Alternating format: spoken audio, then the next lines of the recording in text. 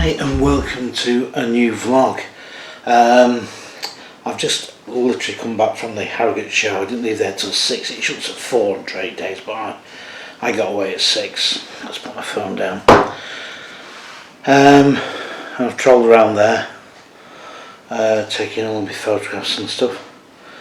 Anyway, cut a long story short, I was there on Saturday. And apart from the rains having opened up, it was a very good show. And Sunday, I believe, even though it was wet, the crowd still came out.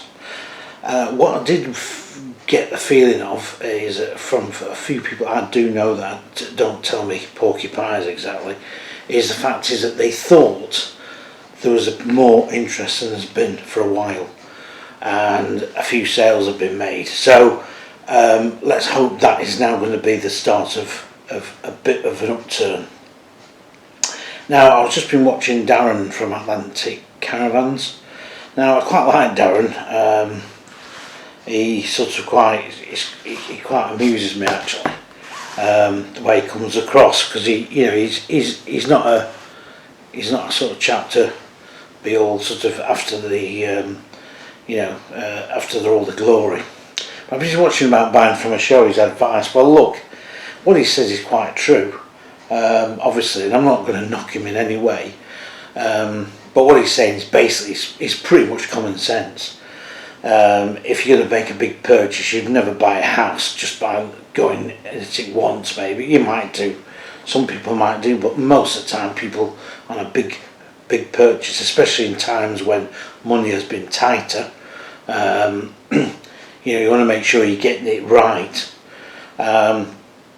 Now, I was talking about this thing with the psychological thing with the salesman on the stand.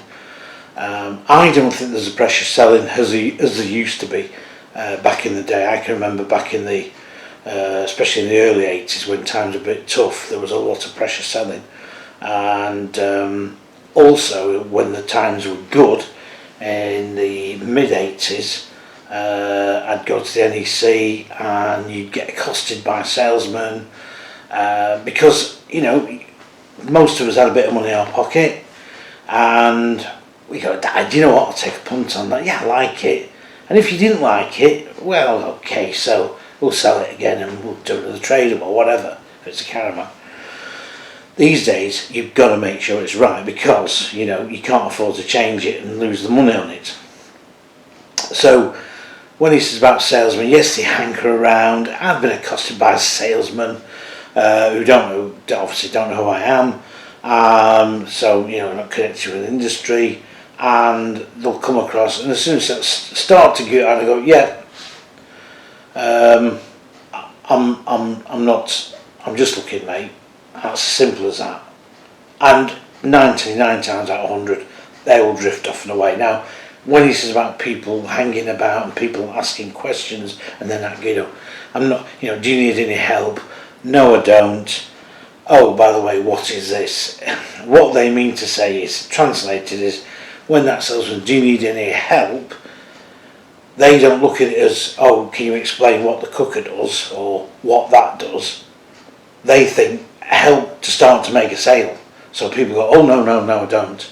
I've done it myself. I don't know about you. But I've done it myself. Oh no, I don't want to. I just want to know something. If I'm in a camera shop and I'm looking at cameras, and there's a couple of cameras that I quite like, but I'm not going to buy them. I might say to the sales guy, might come across and say, and I say, well, no, I'm not. I just wonder what this does. That. And 9 times out of 10, they'll say, oh, well, this does this, this does that. What have you got at the moment? And I say, I'm not going to swap my camera. I said, I'm just thinking, I said, I might think about it in the future. And then just walk away. It's as simple as that. And the other thing is, of course, is make sure when you go is you do know what your budget is, what your tow car is, and also you do need to be buying it as close as you can if possible. But for taking it back if there's a problem. But some people don't give a monkeys about that. All they want is a cash, a good tight deal. Now, it's not always about the cash, it depends what else you get thrown in, like movers and water bottles or whatever, or a solar panel if the van hasn't got a solar panel, which most of them now have. You know, there's those little things that add up as well and make you feel like you've got a sweeter deal. I did that with my first new caravan I bought in 1987, ABI Marauder, which was Dave Barron Caravans then, name long gone now. And that was at the show. I went to the Manchester show. I was wanting to do a purchase, but there was another caravan called Trophy and Avondale Pearl, which was all in my budget, my weight of what my car could tow. It was down to me then going backwards and forwards. Was this going to be okay? And the salesman at Barron's eventually, when I went back to him, he knew that I liked the Marauder, and he said, "Do you like this van, don't you?" And he didn't, you know. I just went, "Yeah, of course I do. I've come back a second time, haven't I? You know, I'm not come back here just for the good of my health." And when we started to get sort of serious, he said, "Well, you're thinking about something?" Yeah. But I want this, and I think, you know, has it not got that? Well, I'd like that. And we built up the deal like that. And we made a deal. And but it took that salesman an hour and a half. He didn't come out of that show. We didn't come out of that Manchester show in 1987 till I think 7 o'clock at night. We'd been on the stand till about just after 5, and it was all getting that deal. And it was a long withdrawn thing. I'm like that with cars. It takes me 3 or 4 months before I decide, well, what car am I going for? I read reviews, and also then I will look around on the best price. Because of the car, you can take it down to your local dealer, even though you didn't get it from him. They're not always keen. Now, when we're saying about buying local, I remember with my Marauder, I had a local ABI dealer just down the road in Blackpool, and I had a problem with the front window. The glazing was coming away. It was common fault with polyplastic windows, one-piece windows that were fitted then. And I remember going to what do you call it? Practical Caravans, and they said, well, if we could have done it under warranty, which we can't because you need to go back to Barron's, we'd have told you we can't touch it. I said, oh right, okay, feeling a bit hurt. And they said, because to be quite honest, you never bought the van from us, so take it back to them. That was their attitude, and I think that is the sort of attitude you probably get now as well. Is that, well, you know, you're prepared to go and get your money off them. You want the service, don't come to us. You know, go back to them. You know, it's a common thing to do. Now, it was all about dealer specials, and I don't think you'd realise that the Sprite exclusive is again now a dealer special with the Challenger exclusive, which came out for last year, and that was to cut all these dealer specials down, because Swift do not want to have their production line disrupted every time they do a batch of vans for a different dealer. Yes, they're pretty much the same, but there's different graphics, there might be different upholstery. Some dealers, maybe 3 or 4 dealers, will share basically the same special, but with a different name on it. It's as simple as that. That's one way of keeping Swiss production costs down and keeping things flowing. So they've decided, look, do you know what? To hell with all this. We'll do a special, but we'll do it through selected dealers, and that's it. That's your basic van with a special, nothing else. You can add a few optional extras if need be. Right, okay, so dealer specials started off really in the early 80s, and ABI were one of the first ones to do it. And they were then classed as a dealer special, but of course, like everything, it became basically completely and utterly full of dealer specials, so they weren't really specials anymore. Now, it wasn't just Swift did them. Eldest did a lot, especially with Compass brand. I think they did a lot for Kimberley. They did a lot for Glossop Caravans and Coachman as well. They've done a lot of dealer specials. Again, Kimberley, Coachman and Glossop, Spinney. So you've got all those dealer specials around. Now, Coachman, as far as I know, are still going to be doing their dealer specials as such for individual deals, but they've only got a small production turnover, so it's probably not too bad for them. But Eldest, my local Eldest dealer, Preston Cowers and Motorhomes, they did their Supreme, which was basically a Avanti with all bits and pieces on it. But they don't do that anymore. They're just going to take an Avanti now with these different pack levels on. So the dealer special looks like it's going to be dying out. Getting a used one can be a great idea because again you get lots of kit and not for extra little, for much money. Now he was saying about doing your homework and getting your caravans damp or whatever. Now yes, it might be like it happened to me, my very first one when I bought my Marauder. Took my little Ace Diplomat in. Proud as punch was, this car was lovely and clean. I'd lovingly kept it clean and everything. And when we took it into exchange, they found damp in the corner. That was like, oh, I was mortified. And they didn't notice it had a new panel on the side where somebody had scraped it. They never noticed that, but they noticed the damp obviously.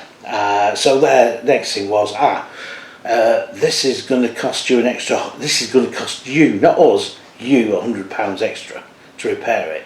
And I said, no, that's not going to happen. I said, because you're saying £100, that's what you charge me if I brought the van in. You'll do it for a lot less than that at cost. So I said, I would have expected it cost. So they said, oh, okay then, £50. And I said, no, it's still not happening. I said, I will take, they said, will you take the caravan back? I said, yeah. Brought the other salesman in. Oh, they're right. They were like that, giving it that. In the end, I said, I'll tell you what I'll do, I'll just go home now. So anyway, they came, about 5 minutes later, one came back and said, if you're on the site, will you give us a bad name? And I went, well, I don't know, I'm not going to say I'm very happy with you. Anyway, he went back, came back again and said, take the van off, put your new van on, and be gone. And we hope you have happy times in it. Any problems, warranty work, bring it back to us. And exactly that's what happened. Now I was talking to another couple and they'd done the same thing at the same dealer and they'd ended up spending an extra £400. They sort of gave in on that, and it was quite a common practice then at that particular time. There was dealers could find any fault, and it's the same with your car, isn't it? You take your car in, oh sir, we didn't notice that on when you brought it in last time, it didn't have that grazed alloy, that's going to be 60 quid or whatever, £100 off your resale price, off your trading. So, you've got to look out for all these things. So when you go to a show and, they're under the assumption that you've told them the truth, you're under the assumption that you're correct. And when you get the van there and they find some damp, then that's when the tears can flow. So do make sure your van is okay and get something signed off so you can say, that's what it was. When you used to do, I think when it was Barron's and I bought my second, which was an Elder Swiss, a new Elder Swiss with 91, and I had a form to fill in and I had to tick what, if, is it damp free, tick, are all the grab handles present, tick. So then the onus was actually on you, the customer, because they then produced that, so you told us this, you ticked all the boxes, so there you go. Again, when we said buying from a dealer far away, you expect the fact it could be a lot of hassle. You could save money, but it costs you more in the long run. And when it comes to your trading prices, again, it depends what you've got. If the dealer wants it, if he's got another 5 like yours lined up and he can't sell them, he's going to give you a pretty poor price on yours. Also, any damage, again, you tell the dealer, you've got a broken window or something, or a couple of dents in. Be truthful, because it's going to be heartache later on. Now, Darren, I keep calling him Mark. Darren said about acting as a broker, so you'd meet him at the show and he'd usher you to get the right sort of. I thought that some years ago, and I know somebody was telling me early on this year. Somebody within the industry said, I wonder if that would work. I said, I don't know. I don't know if I'd want to pay £200 to you to help me find the caravan, and then it could still be wrong. So what do? Are you then responsible, and I want my £200 back, plus the depreciation? I don't know, that's a good idea. Anyway, that's up to him. This psychological thing about us, again, about the shows and what salesmen do. Selling a car is easier than selling a caravan. A caravan is more of a personal thing, no doubt about it. And it takes a lot longer. There's, your partners are more involved with it because of different furnishings and what the caravan's got. So it's a lot longer process. Same with the motorhome. But I quite agree with Mark with Mark, Darren, what he says. I think what he's going to be careful of is you don't go in there, you take that and say, well, thanks very much, Darren, I'm going to go in at a show and I'm going to go guns blazing and, right, Mr. Salesperson, I want the best deal because of. That's going to raise your hackles. It's like the salesman may come up and do a bit of pressure selling and start saying, oh, that's it. I just say, sorry mate, clear off, because don't come up with me that attitude. Even if I'm out to buy on that day, I do not want somebody to start giving it that and trying to steer me. I also don't want the person who just wanders off and you've got to chase them. I've done that a few times for various things, not for caravans, but for other things. I've just thought, do you know what? I'm not doing it, I'm walking out. I'm not chasing you to buy the product. I like the person that will come and give you a hand, and if you want any more help, I'm over there. And that's fine. You say, right, can you come in? Yeah, okay, and you've got that good rapport going. So buying from a show is still a thing to do. A lot of people still do it. In the old Earl's Court days, people were queuing up to buy caravans, literally. I spoke to some old salespeople and they told me the glory days when they could just pass it to the mate, oh, will you take over this deal for me? That wouldn't happen now. And I've also been in a few years ago I was looking at an Alpine, which I never bought obviously. And I put my toe in with several dealers and they were, I'll beat him. And I'll beat him, I'll give you this, I'll give you that. I mean, nobody was anywhere near enough anyway for me, and that was the decider why I didn't buy. But there is still some of that where another dealer will say, right, well, we can offer you this. It's going to be interesting when the Glasses Guide, then Glasses Guide finishes, because the Glasses Guide was the Bible, and virtually everybody worked to those prices that were printed. So I don't know what's going to happen there. That's going to be an interesting one. But as I say, go to the show, get your sums right, and again, go into a caravan later on during the day, because the shows these days, that by 3, 4 o'clock, they've died a death. That never used to be the case. People now just want to be gone. They don't get caught in traffic where people would stop there till God knows whatever time. You still do get that sort of happening, but not like it used to be. And he's probably right about going on a Thursday or a Wednesday or a Thursday. Weekends are always a bit of a downer because you've got lots of people scrambling about. But all my cows were bought at weekends. I had never had any problems, and that was it. So it's down to personal choices again, isn't it? It really is. I think all this advice on buying caravans, there is only so much advice you can do, and people will say to me, what's the best caravan here? And my same old reply is, the one that suits you the best is the best caravan. What would you recommend? I can recommend something, but if you don't like it, I'm not going to be hurt. I'm not going to say you're wrong because I'm right. I'll just say, right, if that isn't right for you, that's fine. And people say, I didn't know it did this, or I didn't know it did that, or thank you, we've been and looked at that, and it's what you said. And you know what, that could be on our radar. Great, happy days, as they say. I'm always there to help people. I always say I'm not a salesman, I'm not. I just like to help people. I like to try and steer people in the right direction, and to try and sort of tell people, what I think's a good buy for the money they've got. So that's my advice.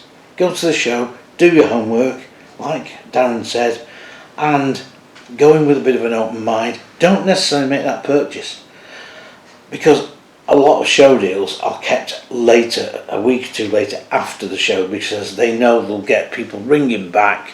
Hello, it's Mr. Jones here. I was looking at so and so. You told me to give me this price. I suppose it's not going to, because you're not at the show anymore, and they'll say, yes, I can hold that show deal. Or you get the other way around, where you may say, I'm thinking about buying a caravan, I might be going to the show, oh, we'll wait till the show because we can give you a show deal. Because they've got to shift the caravans, they've got to make it worthwhile and the volume to go through. They've also got to make money. We all have to do that. So, I'm just going to end up that video. It's not retaliation this into Atlantic Caravans, far from it. It's just my slant to that as well. As I say, been following this industry for many, many years. I've seen a lot of salesmen, I've known a lot of salesmen, I know a lot of the old salesmen, a lot of new salesmen, and people I can still ask and say, how's it going? Or they'll go off on a, you'll be talking to them, oh, I'll go and see that couple over there, they've been looking at a van, and I would say, yeah, okay, fine. But if somebody is definitely not going to buy that day, I don't think they should be forced into a position where they get steered into a sale that then they regret because it's not what they wanted, and then they go, but we didn't want the salesman he was a bit pushy, wasn't he? A bit pushy, and sometimes we say, you know what, we're not going to bother. And that's how it can be. So I think as a salesman these days, you've got to be more diplomatic than the old days of ushering people and what have you. We always get the coffees, we get the biscuits and all that business, that's just general. But I think really, it's down to you. You're the person that's buying this thing. You're the person that's really in control, not them. You're the one with the money in your pocket. And talking about money in the pocket, again, like Darren said, if you're going to make a deposit, do it with a credit card, you have got more of a comeback. He said £500, I think that's probably about right, depending what the dealers are doing. What I wouldn't do is, I wouldn't go and take your caravan in if you're waiting for your new one to come. Now, I've just given you that advice, and I did that myself, but I mean the deal I knew was pretty solid, and mind you, we've seen what we thought are solid dealers that have gone bust. I remember a tale some years ago. My sister told me about a couple she worked with, and they were getting their dream caravan to go touring for when they retired, and they bought a Eternity. Now Eternities were slides out. They were made down in Cheshire, I think it was, and their quality was a bit dubious. The chassis weren't designed to take the weight of some of the vans in the end, and they leaked. And anyway, cut long story short, the company was, after a year or two, it was not in a very good position. And it was a Glasgow show I was at, and they were there, and they were selling caravans, although literally they knew they were on their last legs. Now my sister's friend bought one, and what they did, Eternity said, bring your van down, we can be selling that, and that'll be your deposit on your new van when it's made and ready. The trouble was, they took the van, it went, they left it, it got sold. A couple of weeks later, the company had gone into liquidation. They'd lost a lot. So basically lost a massive, I think it was a deposit, well the caravan was worth about 20 grand or something. So they basically lost a 20 grand deposit. And I don't think they ever retrieved that back. It's as simple as that. So this can happen. So again, don't take your caravan in, not to the last minute, and do the deal that way. Not every deal is going to go bust. There's some strong dealers out there. Been talking again about that today to various dealers, and I think really we've got to be careful we don't get into the stage where we get paranoid about buying a caravan or a certain make of caravan, because it can happen to any manufacturer, any dealer. It's one of them. So let's not go get the click rates up on the YouTube. Let's speak the truth, and let's make sure that we're absolutely certain what we're saying, and do not start causing panic and also affect a manufacturer's possible sales because of hearsay. And that's what it is, and that really is annoying. I wouldn't like it if I was making a product and and I had a bit of a bad run, and then somebody was really giving me grief and say I was going to go bust when I wasn't, or whatever. It's just not the right thing to do. And that's the problem with social media, like I've said before. Right, I'm getting onto my soapbox now, and I didn't intend to do that. Let's get back from buying from the show. Buying from the show, get the price you've got in your head, maybe look for bits of accessories, the dealer you want to go to, and also try and get a bit of feedback what that dealer's like on servicing, etc., and see what you can do. I know a lot of people who will, from Scotland, who come down to England to buy the caravan. I was talking to a guy about 6-7 weeks ago, who's a subscriber, and he'd come down. So what are you doing? He said, I bought a caravan off Preston Caravans. I said, well, where are you from? He said, oh, from the top of Scotland. I said, well, what are you doing? He said, you get the best price. I said, but you got to take it. Well, he says he's got a mobile guy, he says, up there. Now, some will do, who will go and who are like working like a franchisee, and they'll go and fix that caravan under warranty for Preston. So it's like Preston's having a roaming mechanic around in Scotland, if you like. So, you know, but again, ask that question, you know, and it's like what do you call it said, like Darren said about this, you know, well, you know, it's in Yorkshire. Well, come on, you don't say, oh right, you're in Yorkshire, right? I'll buy my van. It's in Yorkshire. Yorkshire's a big county. You find out, you go say, whereabouts are you based? That's what I always used to say. For dealers come and say, oh, well, whereabouts are you? Oh, I'm at so-and-so. And I say, you're a bit out of my way. But I can do your deal. No, if I want to take anything back, it's too far to come. And someone just say, okay, fair enough. And they would walk away. Right, that's me done with. I'm going to have a drink of my Coke because I'm really thirsty after all that jabbering. And I'll see you on the next video. And please keep watching, please keep subscribing, please keep giving your comments. Right, I'm drinking this and I'm off to Bobo's. It's been a long day today. See you later. Bye.